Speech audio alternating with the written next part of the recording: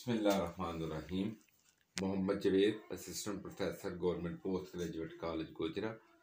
Lecture 3 consumer behaviour हमने शुरू किया हुआ है और उसकी जो है वो कार्डिनल अप्रोच हमने शुरू की है। Law of equal marginal utility जो है, इससे पहले हमने law of diminishing margin utility पढ़ लिया था, जिसमें ये मसला था if the unit of commodity increase margin utility decrease. लेकिन law of equal margin utility में हमने उस जो है प्रॉब्लम को है ख़त्म करना है।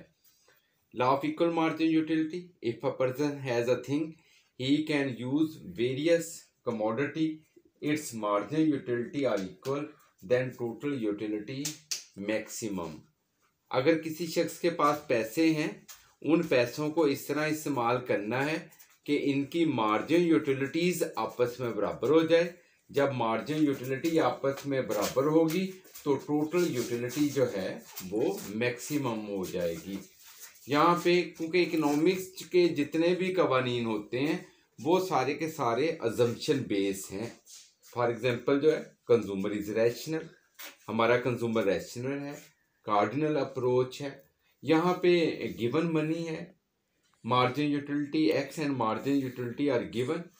यहाँ पे हम जो है एक टेबल के ज़रिए जो है इस लॉ को समझाएंगे कि फ़र्ज़ किया हमारे पास जो है 5 रुपीज़ है और उसमें हमने मार्जिन यूटिलिटी एक्स और मार्जिन यूटिलिटी वाई को जो है वो परचेज करना है।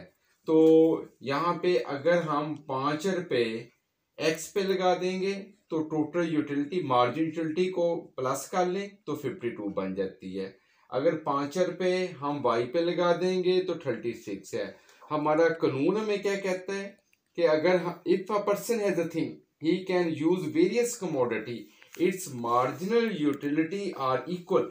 ये मार्जिन यूटिलिटी इस तरीके से जो है वो यहाँ पे इक्वल हो जाएगी कि वो 3 रुपीज जो है वो एक्स पे लगा दे और 2 रुपीज जो है वो वाई पे लगा दे, तो उसकी टोटल यूटिलिटी जो है वो मैक्सिमम होगी। इधर हम इसको सॉल्व भी कर लेते हैं कि अगर उसने 3 रुपीज जो है जब वो एक्स पे लगाएगा तो उसकी जो मार्जिन यूटिलिटी 16, 12, 10 और ये टोटल बन जाएगा जी 38 बन जाएगा। और 2 रुपीज किस पे लगाने हैं? वाई पे, तो वो कितने हैं? 14 और 10 और ये कितना बन जाएगा जी? 24। अगर टोटल कर लिया जाए तो 62 है। अब ये देखें 62 मैक्सिमम यूटिलिटी है।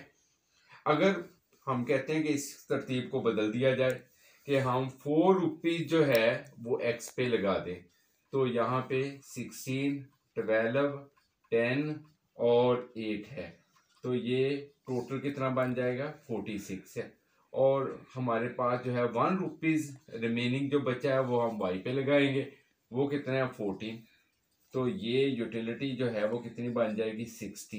लेकिन हमारे पास जो मैक्सिमम जो है वो 62 है। ये कम्बिनेशन जो है वो हमारे लिए मैक्सिमम है कि हमने मार्जिन यूटिलिटी को सेम कर लिया और जिसकी वजह से हमारी जो टोटल यूटिलिटी है वो जो है वो मैक्सिमम हो गई है। टोटल यूटिलिटी 62 है। लेकिन अगर हमने तरतीब को बदला है, ये तो एक्स में तो हमने ये इजाफा कर दिया, लेकिन ये वाई में हमने ये माइनस कर दिया, तो हमारे लिए जो है, और जो law of equal margin utility है इसको हम कार्डिनल अप्रोच का कंज्यूमर इक्विलिब्रियम भी कहते हैं, क्योंकि हम कहते हैं कि margin utility X price of X is equal to marginal utility of Y price of Y. ये आपस में बराबर होनी चाहिए। यहाँ पे भी 10 है और इसका 1 रुपया जो है कीमत है, इसकी भी 10 है, 1 रुपया कीमत है, और आंसर हमारा जो है 10 इज इक्वल टू 10 आ जाएगा। इसको हम एक जो है वो डायग्राम के जरिए भी जो है इसको हम सॉल्व करते हैं। यही जो कैलकुलेशन जो है ये हमारे पास जो है जी, एक हम डायग्राम बना लेते, इकट्ठा बना लेते हैं हम। यहाँ पे OX है, ये यूनिट ऑफ मनी है, यहाँ पे भी यूनिट ऑफ मनी है, ये मार्जिन यूटिलिटी ले ली। यहाँ हम इस तरफ हम मार्जिन यूटिलिटी एक्स ले लेंगे और दूसरी तरफ हम मार्जिन यूटिलिटी वाई ले लेंगे। यहाँ पे हमारे पास 5 रुपीज है, इधर भी हमारे पास जो है वही 5 रुपीज है, यहाँ पे 2 है, 4, 6, 8, 10, 12, 14, 16। पहले हम मार्जिन यूटिलिटी लेंगे। फर्स्ट पे हमारी 16 है, 2 पे हमारी 12 है, 3 पे हमारी 10 है, 4 पे जो है हमारे पास जो है 6 आ जाएगी, 4 पे ये 6 आ गई और 4 पे 8 है, 4 पे 8 है, 5 पे 6 है और 2 है। ये हमारे पास जो है इस तरीके से ये कर्व एक आ जाएगा और ये मार्जिन यूटिलिटी एक्स का कर्व है।